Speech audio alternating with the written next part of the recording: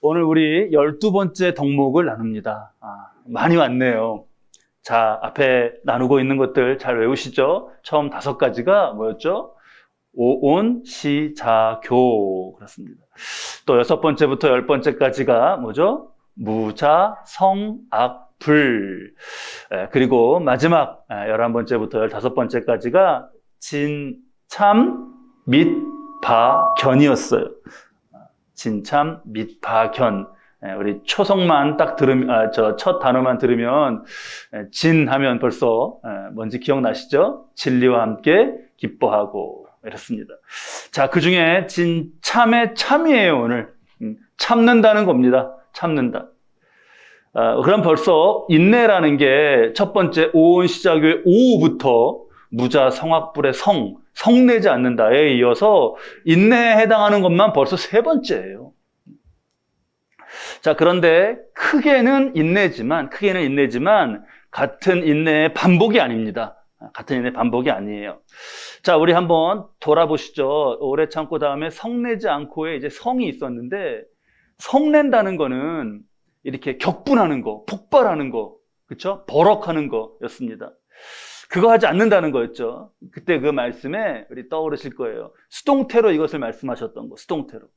그래서 우리가 분노에 지배당하고 어느 순간부터 거기에 끌려가고 이런 것, 그 사랑은 그렇게 하면 안 된다는 것에 대한 말씀이었습니다. 그래서 그 순간이 되게 중요한데 기억하시죠? 그때 그거를 우리가 그 순간을 정말 스마트폰에 사진 이렇게 확대해갖고 보듯이 그 순간을 딱 잘 잡아야 되고, 그래서 우리가 그런 것도 나눴잖아요. 골든타임을 몇 초를 잘 세면 된다고요? 15초 골든타임. 그리고 그 시간이고 공간적으로는 그 장소, 막 그렇게 했던 그 장소를 잠시 떠나는 것만 해도 그게 유익하다. 그런 거 나눴던 거 기억나시죠? 자, 우리가 그렇게 하는 이유는 바로 그러한 순간이 이 분노와 이거에 끌려가지 아니하고 말씀으로 내가 말씀 붙잡고 그 순간이 마귀에게 틈을 주지 말라고 하신 그 틈이 되지 않게 거기를 방비하는 그런 의미가 있었습니다. 자, 이게 성내지 않는다는 거였죠. 그 다음에 이제 3번째 참는다가 나왔는데, 이 참는다는 이 성내지 않는다하고 달라요. 성내지 않는다는 거는 버럭, 막 분노, 이게 아닌 거잖아요. 이 12번째 참는다는 건 뭐냐 하면 스테고, 헬라어의 스테고라는 말인데 이렇게 막는다, 덮는다 그런 의미입니다. 그래서 허물을 어떻게 하는 거예요? 덮어주는 거. 그 참음이에요. 허물을 덮어주는 참음. 그러니까 성내지 않는 거는 상대를 향하여서 막 이게 하는 거, 이게 내 안에서 이 성을 성내지 않는 거는 참는 거고, 그 다음에 오늘 참는다는 상대의 허물을 덮어주는 인내. 덮어주는 인내. 8살 꼬마 신랑 얘기가 있잖아요. 8살 꼬마 신랑. 옛날 조원 시대에 조원 풍습 있고 그럴 때 결혼시켰는데 신부는 나이가 더 많아서 이제 철이 들었어요. 근데 8살 꼬마 신랑은 철이 없습니다. 막 제철도 아닌 과일을 막 달라고 때를 쓰고, 그럼 뭐 무조건 놀아달라는 거죠. 놀아달라는 거예요. 그래서 신부가 일을 할 수가 없어요. 도무지 일을 할 수가 없어요. 그래서 어떻게 하죠? 그 꼬마 신랑을 번쩍 들어갖고 지붕 위에 올려놔 버렸어요. 그냥 뭐 초가 지붕 이런 데 이렇게 낮은 지붕이겠죠. 올려놔 버렸어요.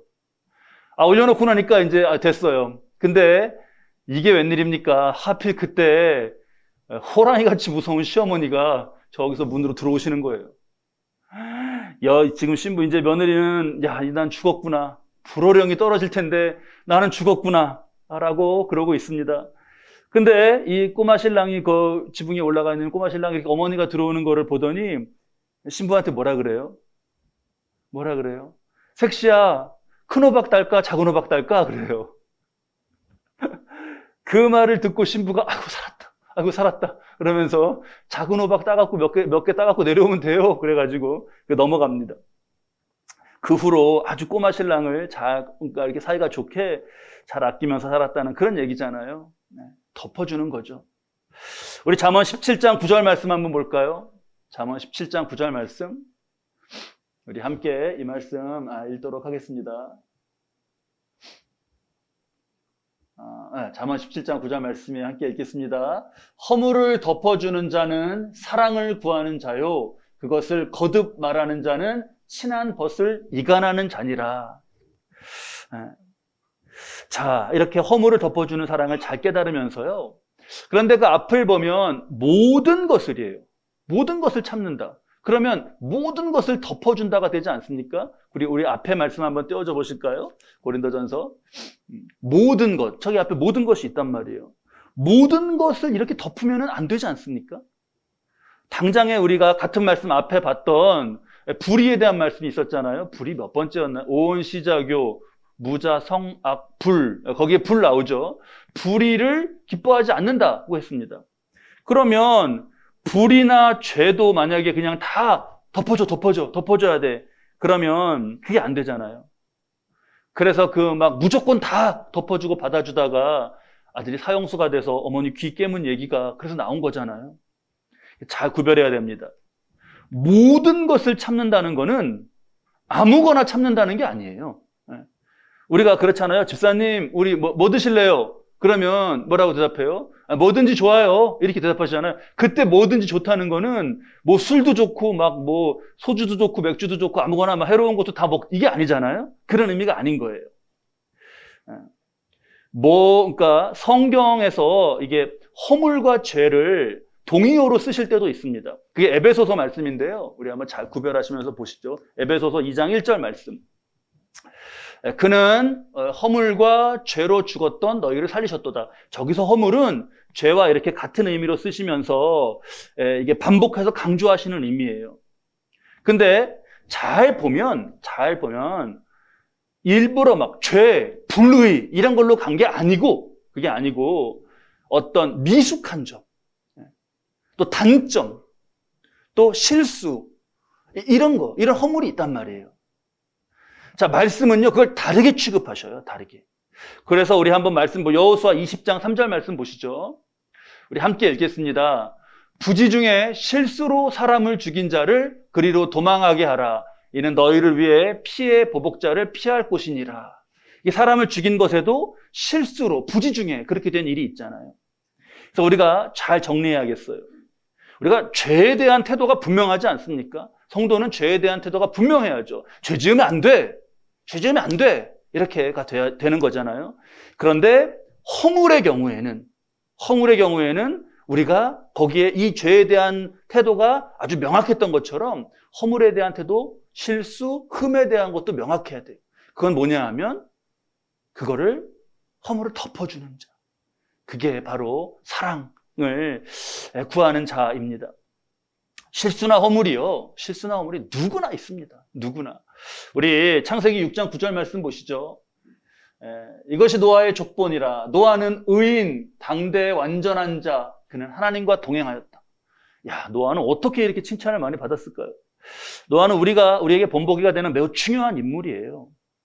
사람들이 막 죄 가운데 살아갈 때 하나님께서 노아에게 방주를 지으라고 하셨죠. 그때 태풍이나 집중호우나 지금 같은 장마나 이런 거 아무 홍수의 징조도 없을 때입니다. 날씨 좋고요. 야, 날 잘 잡았다. 여기 누가 이런 날로 결혼 날짜 잡았냐? 좋다 하면서 시집장가 갈 때예요.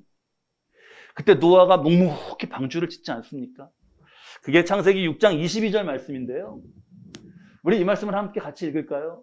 노아가 그와 같이 하여 하나님이 자기에게 명하신 대로 다 준행하였더라. 저게 뭐 하는 거냐? 아우, 사람들이 날씨 맑은 거 한번 봤다가 노아 이렇게 봤다가 다시 이거 봤다가 노아 봤다가 아휴, 한숨 쉬고 돌아서고 쯔쯔 하고 돌아서고 그럴 때 노아는 묵묵히 방주를 짓는 거죠. 목회하면서 노아의 이런 모습이 많이 도전이 돼요. 또 우리 성도님들이 정말 각자의 자리에서 맡겨진 바 일들을 묵묵히 성실히 감당해 가실 때 노아의 모습이 떠오릅니다. 오늘날의 노아인 거죠. 자, 하나님은 이렇게 해서 짓게 하신 방주를 구원과 새로운 시작에 사용하셨어요. 이런 노아예요. 근데 오늘 우리가 본 본문 말씀 20절과 21절을 보면 노아가 농사를 시작하여 포도나무를 심었더니 포도주를 마시고 취하여 그 장막 안에서 벌거벗은지라. 아이고, 이게 어떻게 노아가 또 이런 실수를 합니까, 근데? 그러니까 완전이라고 해도 그냥 그게 하나님의 완전 뭐 이런 것이 인간이 이래요. 이런 실수를 합니다. 자, 근데 이때 22절에 보면 가나안의 아버지 함이 세 아들 중에서 셈, 함, 야벳 이 아들이 셋인데 그 중에 함이 그 아버지의 하체, 거기 보면 함이 그의 아버지의 하체를 보고 밖으로 나가서 그의 두 형제에게 알림해. 아이고, 그 아버지의 실수고 허물인데 그걸 보고요. 거기 보면 말씀에 보면 21절 말씀에 그 장막 안에서 벌거벗은지라 했잖아요. 근데 22절에 함의 태도는 더 거기서 구체화되어 있어요. 벌거벗은지라. 그래서 함이 그의 아버지의 벌거벗은 것을 보고 이렇게가 아니잖아요. 더 구체화된 그런 표현입니다. 그러니까 더 주목하고 더 막 나아가서 알린 거예요. 23절 말씀은 근데 다릅니다. 셈과 야벳은. 셈과 야벳이 옷을 가져다가 자기들의 어깨에 메고 뒷걸음쳐 들어가서 그애들의 아버지 하체를 덮었으며, 이게 형제인데 달라요.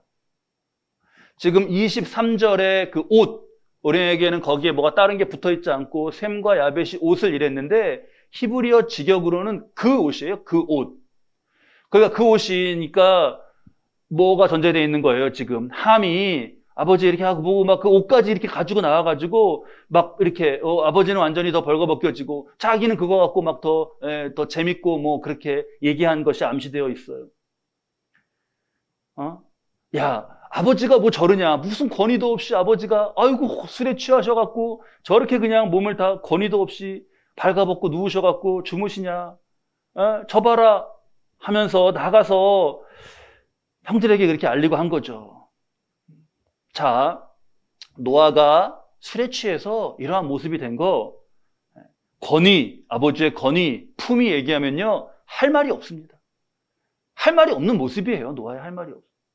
근데 그거는 노아의 허물이고, 함은 뭐 하는 거냐 이거죠. 함은 그 자신이 먼저 봤으면 그걸 옷을 가지고 들고 나올 게 아니라 그걸로 잘 덮어드리고 밖에 나가서 저 아버지 안에서 저기 주무시는데 우리 조용히 하자 이럴 수 있잖아요.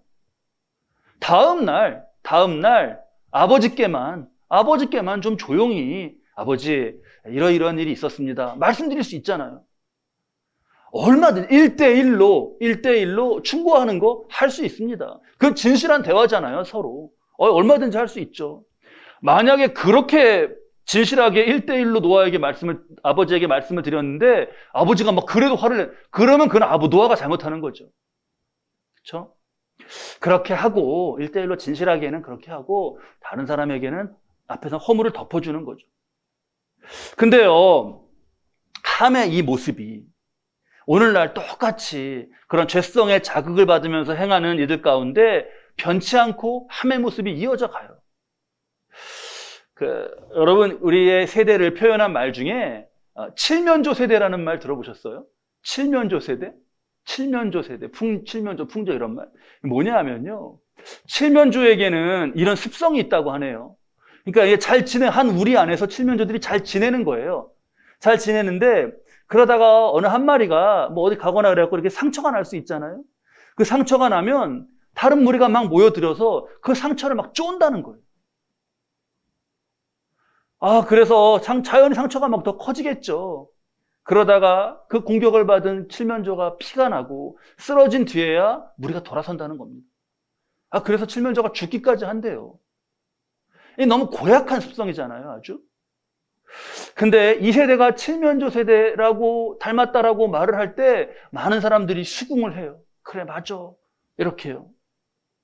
그러니까 우리가 이런 세대에 물들어가는 게 아닌가. 칠면조 같은 그런 고약한 습성, 그거에 물들어가는 게 아닌가. 우리를 돌아봐야겠습니다. 우리는 그렇게 거기에 지금 그 칠면조, 거기에 그런 동물에 막 비슷하게 닮아 그런 게 아니잖아. 그래야 될 사람들이 아니잖아요.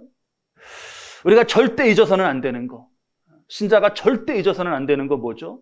바로 우리의 허물을 덮어주신 주님.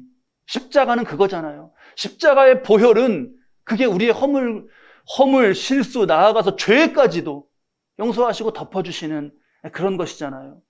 믿는 사람은 이거 꼭 기억해야 됩니다.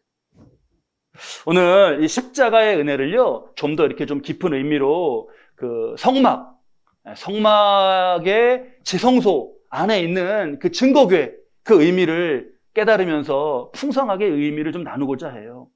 우리 그 성막 사진, 첫 번째 사진 한번 보여주시겠어요? 이게 이제 출애굽 때 하나님 지으라고 하셔갖고 만든 성막입니다. 여기 문이고요. 문으로 들어가면, 동쪽에 난 문으로 들어가면 제일 먼저 있는 저기가 이제 번제단이죠. 번제단. 그 다음에 또 조금 지나면은 거기 그 옆에 가운데 중앙쯤에 있는 게 물두멍입니다. 손 닦았던 물두멍이에요. 빨리빨리 지나가 볼게요. 그러고 나면 그 안에, 저 안쪽에 건물이 하나 있지 않습니까? 이게 성막, 이건 전체가 성막이고, 그 건물이 이제 성소, 지성소, 이렇게 나눠져 있어요. 성소, 지성. 성자가 몇 번 나와요? 거룩하다 할 때 성자가 성막, 성소, 지성소 막. 거룩한 곳이에요. 자, 그래서 그 건물로 가볼게요. 우리 다음 사진 볼까요? 거길 들어가면, 요 앞에 커튼, 요 중간에 쳐져 있는 요 앞에가, 여기가 이제 성소고, 요 안에, 그 안에 요 커튼 뒤가 지성소입니다. 성소, 지성소예요. 그래서 성소 안으로 들어가면, 요 다음 사진 볼까요? 성소 안으로 들어가면 이렇게 왼쪽에 금초대가 있고, 오른쪽에 떡상이 있고, 저 지금 향을 피우고 있는 분향단이 성소 안에 이렇게 있죠. 자, 여기까지가 성소입니다. 성소도 거룩한 곳이에요. 근데 저기 정면에 보이는 저 벽을 열고 들어가면, 거기가 지성소예요. 지성소. 지극히 거룩한 곳이다. 지성소. 지성소에는 무엇이 있죠? 그러면 들어가면? 지성소에는 증거궤가 있죠. 증거궤 또는 뭐 언약궤, 다 똑같은 이름이에요. 법궤, 다 같은 이름입니다. 우리 그 다음 사진 볼까요? 바로 저렇게 만들라고 하셔가지고 궤를 만들고 저 두 그룹이 천사가 이렇게 날개로 양쪽에 덮고 있는 그런 모습의 궤를 만들라고 하셨던 거예요. 그러면 여기 넣어져 있는 거는 뭐죠? 지금 요 속에 들어있는 거는? 우리 다음 사진 한번 볼까요? 거기에는 항아리 안에 뭐가 담겨 있나요? 만나가 담겨 있어. 만나를 담은 항아리. 저 돌판은 십계명 돌판. 그 다음에 저 지팡이에 싹이 난 거는 아론의 싹난 지팡이. 아우, 너무 잘 아셨어요. 자, 이렇게 있으니까 흔히 이 증거궤, 언약궤, 법궤를 거룩한 물건, 성물을 넣어놓은 어떤 그런 보관함, 이런 것처럼 생각하기가 쉽습니다. 그런 의미도 있어요. 근데요, 의미는 더 깊습니다. 더 깊어요. 우리 출애굽기 25장 17절로 22절 말씀을 한번 쭉 보시죠. 말씀이요, 출애굽기 말씀 읽다가 이렇게 보면요, 복잡해요. 근데 잘 읽어보면 순금으로 속죄소를 만들 때 이렇게 만들라고 하시고, 금으로 그룹 둘을 속죄소 두 끝에 쳐서 만들되, 그룹 둘을 아까 보셨죠? 이렇게 덮고 있는 거. 속죄소 두 끝에 쳐서 만들되라는 건 그룹을 어디다 만들라 하시는 거예요? 그 궤를 덮은 뚜껑에다가 만들라 그러시는 거죠. 그래서 한 그룹은 이 끝에, 또 한 그룹은 저 끝에, 속죄소 두 끝에 연결하고, 그다음 다음 또 말씀 볼까요? 그래서 그룹들 날개를 쭉 이렇게 하고 속죄소를 향하게 하고, 속죄소가 를 21절에 보면 속죄소를 궤 위에 얹고, 이런 식으로 쭉 이어져 가요. 근데 이 말씀을 자세히 읽어가 보면요, 이상하단 말이에요. 이상해요. 뭐가 이상하냐 하면, 저 그룹을 조각해갖고 만들어 놓은 그게 이제 뚜껑인데, 그 덮는 건데, 덮는다고 표현하시잖아요. 속죄소를 덮으며 이렇게. 근데 저기 표현을 쭉 보셔요. 한 번도 뚜껑, 덮개, 이런 표현을 안 하셔요. 그걸 뭐라고 따로 부르신단 말이에요. 그걸 뭐라고 부르시는 거죠? 속죄소라고 따로 불러요. 속죄소라고. 그래서 이게 이제 여기서부터 의미가 깊어지는 거예요. 속죄소. 인간의 속죄소, 인간의 죄를 사해 주시는 그런 장소라는 의미인 거예요. 그 우리 성경 보시면 그 각주에는 시은좌라고 되어 있습니다. 시은좌. 은혜를 베풀어 주시는 자리라는 뜻이죠. 시은좌. 또 예전 성경은 시은소라고도 했어요. 장소라는 뜻에서 시은소. 영어 성경은 mercy place. 은혜의 자리다, 이렇게. 자, 아까 우리 다시 그 사진으로 좀 마지막 사진 보여주실까요? 이 다음 사진 좀 보여주실까요? 속에 이렇게 들어있는 모양 보이는 거? 네. 요거를 지금 덮어놨으니까 분명히 기능적으로 뭐예요? 뚜껑이에요, 기능적으로. 덮개예요. 근데 이 뚜껑인데 이게 굉장히 중요한 자리가 된다시는 거예요. 이게 무슨 의미인가요? 왜 이게 속죄소, 뚜껑이라고 안 그러시고 속죄소라고 하시나요? 여기에 우리가 정말 새겨야 될 깊은 의미가 있습니다. 여러분, 우리 지금 이 속죄소 안에 만나, 돌판, 십계명 돌판, 아론의 쌍난 지팡이, 이거의 중요성이 얼마나 중요해요. 그렇죠? 이거의 중요성 지금 한 가지 꼽으면서 몇십 분 동안 말해도 모자라지 않아요. 너무너무 중요한 것들이에요. 자, 근데 그렇게 중요한 것들인데, 그러면 우리가 말씀을 보면서 이렇게 좀 이게 늘 어릴 때부터 말씀을 보니까 아주 그냥 자동화 되어버린 그거를 잠깐 좀 이렇게 딱 벗고 생각해 보자고요. 너무너무 중요한 것들이면 지성소에다, 그 자체가 중요하니까 지성소에다 그대로 놓으면 안 될까요? 법궤 안에 넣어놓지 말고. 아까 성소에 금초대, 분향단, 떡상 이렇게 있었잖아요. 그런 것처럼 지성소에도 앞에 십계명 돌판, 옆에 만나 항아리, 오른쪽에 아론의 쌍난 지팡이 이렇게 둬도 되잖아요. 그렇죠? 근데 그렇게 하지 않으신 거예요. 우리 익숙해져 있는 이 법궤 안에 넣어놓으신 거는, 그렇게 해서 우리가 외우고 이랬던 거는, 저도 이거 아주 초등학교 때 그보다 더 전에 막 외워가지고 성경 퀴즈 대회 할 때 막 맞추고 그랬던 것 같은데, 그거는 보관의 차원의 의미가 아니었던 거예요. 자, 이 지금 세 물건은요, 모두 거룩하고 성물이면서 동시에 인간의 죄와 연결이 되어 있습니다. 인간의 죄가 저기 묻어 있어요. 십계명 돌판은요, 기억하시죠? 모세가 십계명 돌판 받아 내려올 때 뭐 하고 있었어요? 금송아지 만들어서 막 그걸 정말 노아가 아니죠. 누구예요? 모세가 절규하면서 그걸 던져가지고 떨어진 십계명 깨졌어요, 돌판이. 저거는 그래서 새로 주신 거예요. 새로 주신 거. 만나는 어떤가요? 항아리 속에 있는 만나는요, 심고 자라게 하고 경작하고 그런 아무 수고도 없고 그냥 가져다 먹으면 되는 거였어요. 걷어다 먹으면. 근데 그걸 불만했습니다. 히브리 백성들이. 쌍난 지팡이는 기적의 정말 그런 지팡이죠. 근데 저것도 왜 그러냐? 왜 모세와 아론만 무슨 하나님이 그렇게 세우시고 하나님은 왜 그러시냐? 막 그러면서 또 하나님을 향하여서 대적했습니다. 그러니까 하나님이 지파별로 다 지팡이 갖고 와봐라 해갖고 정말 그 하나님의 능력을 나타내시면서 아론을 세우시고 모세를 세우셨던 그 정말 그 또 불평과 불만과 그 대적함을 그걸 또 이렇게 상대하셨던 그때 나온 게 아론의 쌍난 지팡이에요. 그러니까요, 저 세 가지는요, 하나님 입장에서는 정말 가슴 아픈 사연이 담겨 있는 거예요. 이거 보면 참 아이고 하면서 가슴 아픈 사연이 담겨 있는 거예요. 근데 그러니까 그걸 궤에 넣고 뚜껑을 덮으신 거예요. 뚜껑을 덮으시고 그 위에 하나님의 시은좌, 하나님의 자리로 하셨다. 하나님이 앉으신다. 하나님이 앉으셨어요. 하나님이 앉으셨으면 그거 누가 열 수 있어요? 아무도 못 열죠. 하나님이 딱 앉으셨는데 그걸 어떻게 열 수 있겠습니까? 그리고 그 위에서 인간의 허물, 인간의 실수, 나아가 인간의 죄까지도 다 그것을 위해서 은혜를 베푸시는 그러한 모습, 거룩한 사랑을 나타내신 것. 그게 바로 우리 언약궤에 담겨 있는 그런 의미예요. 이 전 사진 한번 보여주실까요? 네. 이제는 속은 보이지 않아요. 네. 저게 참 저런 모습입니다. 아주 실사로 그렇게 하셨죠. 분명히 덮개인데, 뚜껑인데, 그걸 덮으시고 거기를 자리라고 하신, 그리고 속죄의 자리, 시은좌, 시은소, 이렇게 부르신 것, 우리가 정말 하나님의 큰 사랑을 잘 깨달아야겠어요. 거룩하고 지극히 거룩하고 한 곳에 가면 바로 이 사랑이 있는 거예요. 그렇죠? 하나님의 사랑이.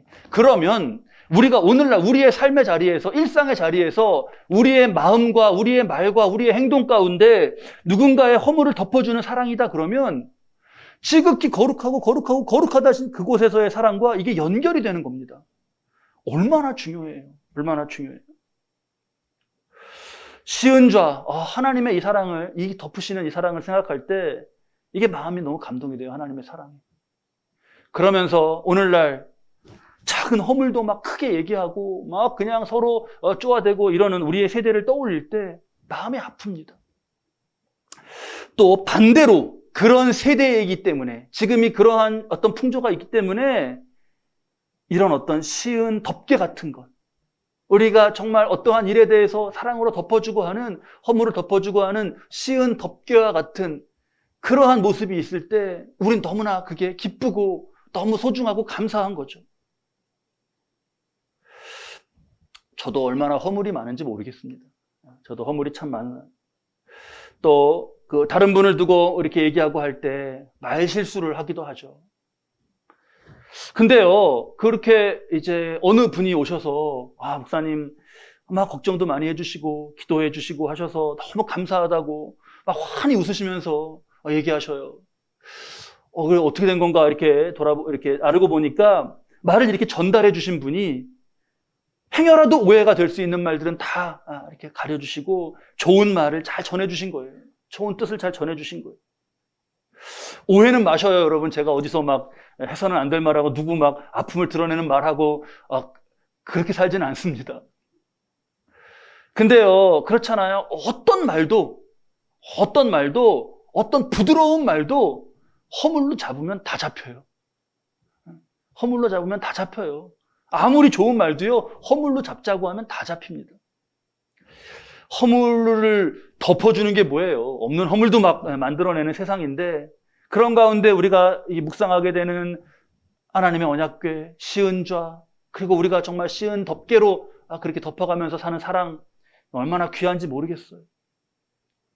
우리 마태복음 7장 3절 말씀 한번 볼까요? 어찌하여 형제의 눈 속에 있는 티는 보고 내 눈 속에 있는 들보는 깨닫지 못하느냐. 자, 우리가 이 말씀 앞에 우리가 누군가의 허물을 덮지 못하고 또는 드러내면 우리에게도 그런 함과 같은 그런 죄성이 있다면 마음을 모두 내어드려야겠어요. 그럴 때 함이 아버지의 허물을 막 드러내는 거에서 아버지의 허물이 막 드러난 것 같죠? 그 모습 가운데요, 함 자신의 죄성이 드러나고 있는 거예요. 자, 여기서 우리가 말씀을 이렇게 잘 정리하시고요. 근데 문제가 하나 있습니다. 문제는 뭐냐 하면 이러한 일들의 결과가 함에 그런 것이 드러났다라는 걸로 끝난 게 아니라는 게 문제입니다. 우리가 창세기 본문에서, 앞서 그 창세기 본문에서 하나님께서, 이게 창세기 본문 위치가 홍수 후에 새롭게 시작하시는 장면이거든요. 근데 그때 그 시점에 노아 가정에 있었던 이 불미스러운 일, 이거를 말씀해 굳이 이거를 그 시점에 중요한 그때 이걸 다 말씀해 주시는 이유가 있어요. 이유가. 성경은요, 그 사건만 소개하는 게 아니라 그 일로 인한 큰 엄청난 결과를 이미 그때로 올라가서 말씀해 주고 계셔요. 술에서 깨어난 노아가 모든 일을 알게 됐죠. 대단히 화가 났습니다. 25절 말씀이에요. 우리 창세기 본문의 25절 말씀. 이에 이르되 가나안은 저주를 받아 그의 형제의 종들의 종이 되기를 원한다. 너무 무섭지 않아요? 형제의 종이 아니에요. 형제의 종들의 종이에요. 심각합니다. 26절과 27절 말씀 볼까요? 그런데 셈과 야벳은 셈의 하나님 여호와를 찬송하리로다. 가나안은 셈의 종이 되고 하나님이 야벳을 창대하게 하사 셈의 장막에 거하게 하시고 축복이 이어지죠. 셈과 야벳에겐. 이게 이대로 여호수아 때 가나안 점령하고 하죠. 그때 가나안족은 다 노예가 돼요. 야벳 쪽 지금의 유럽입니다. 그리고 셈은 메소포타미아 비옥한 초승달 지대, 거기를 기반으로 자리를 잡아갔어요. 어떤지 지금 우리가 다 이런 역사적으로 이루어져가는 것을 보면서 이 말씀 속에 담겨있는 그런 의미들을 깨닫게 되지 않아요? 노아의 저주와 축복은요, 후손들의 장래에 대한 예언적인 선포였어요. 하나님께서 노아를 선지자와 재판관으로 쓰신 것까지 우리가 말씀에서 분명히 봐야 되겠습니다. 그리고 그것은 어떠한 일에 대한 축복이고 어떠한 일에 대한 심판이었나, 이게 우리에게 남아 있어야죠. 우리의 삶의 모습은 앞으로 어떻게 될 것인가, 이게 우리의 얼마나 중요한 관심사예요. 또 그 자손까지도 다 이어지잖아요. 우리의 이후의 세대까지도 다 두고 우리가 오늘 어떤 자세로 살아가야 되나, 정말 말씀에서 그러면 심각하게 깨달아야 되는 거죠. 함의 모습은 매너 차원의 문제가 아닙니다. 매너 차원의 문제가. 홍수에서부터 살리시니 다시 시작하시는데 이러는 건요, 이게 심각한 문제예요. 근데 이게 우리도 똑같단 말이에요.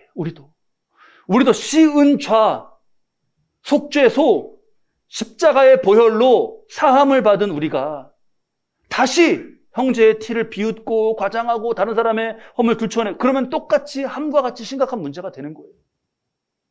이게 복과 저주의 길이 갈리는 그러한 시점이었습니다. 함이 장막을 나오면서 아버지 옷 듣고 막 옷 들고 웃으면서 떠들면서 막 형제들한테 이거 봐 이러면서 갈 때 얼마나 뭐 기쁘고 웃음이 호탕하고 그랬는지는 모르겠어요. 근데 그 걸음이 바로 팍복한 인생으로 걸어가는 걸음이었던 거예요. 그 똑같은 옷을 들고 셈과 야벳은 뒷걸음질 지면서 아버지의 허물로 가까이 가니까 얼마나 마음이 안타까워요. 그러면서 조심조심, 뒷걸음질이니까 또 얼마나 조심스러워요. 그렇게 조심조심 간 그 걸음이 바로 축복의 삶으로 나아간 걸음이었다 라는 걸 우리가 우리 삶의 자리에서 잘 깨달아야겠죠. 하나님 절대 칠면조같이 그렇게 쪼아대며 몰려다니는 걸음, 그 걸음 복되게 하시지 않습니다. 비록 조심스럽게 뒷걸음질로 걷는 걸음일지라도 사랑의 마음으로 시은 덮개를 가지고 걸어가는 그 걸음을 복되게 하시는 거죠. 자, 오늘 우리에게 주시는 말씀 이렇게 잘 새기면서 허물을 덮는 사랑, 그 걸음으로 우리가 꼭 나아가실 수 있기를 바랍니다. 하나님의 감동적인 시은좌, 우리도 따를 수 있습니다. 시은 덮개, 작은 시은 덮개, 그것으로서 덮어주며 살 수 있어요. 조금 더, 우리 이제 12번째 말씀까지 왔는데 조금 더 사랑해. 외워가면서까지 조금 더 사랑으로 해요. 모든 것이라는 거 나눴죠, 아까. 모든 것을 참으며. 근데 모든 것은 아무거나가 아니라고 나눴습니다. 모든 건 아무거나가 아니에요. 그런데 또 모든 것은 웬만한 건 또 아닙니다. 웬만한 건 참아라. 웬만한 건 덮어주라가 아니에요. 모든 것에 담겨진 의미는 그러니까 잘 안 되는 것까지도 해요. 잘 안 되는 것까지도. 자, 오늘 주신 말씀을 우리의 힘 삼아서 잘 안 되는 것까지, 이전에 못했던 그 지점에서 더 넘어서는 그러한 도전을 가지시고 그렇게 말씀에 순종하시고자 하면 그게 내 힘으로는 되지 않으나 말씀 가운데 역사하시는 성령 하나님께서 우리의 삶의 자리에서 그런 은혜를 이루어 가실 거예요. 그런 저와 여러분 되셔서 샘 야벳같이 하나님을 찬송하고 창대케 하시는 그런 은혜 속에 살아가실 수 있기를 주님의 이름으로 축원합니다.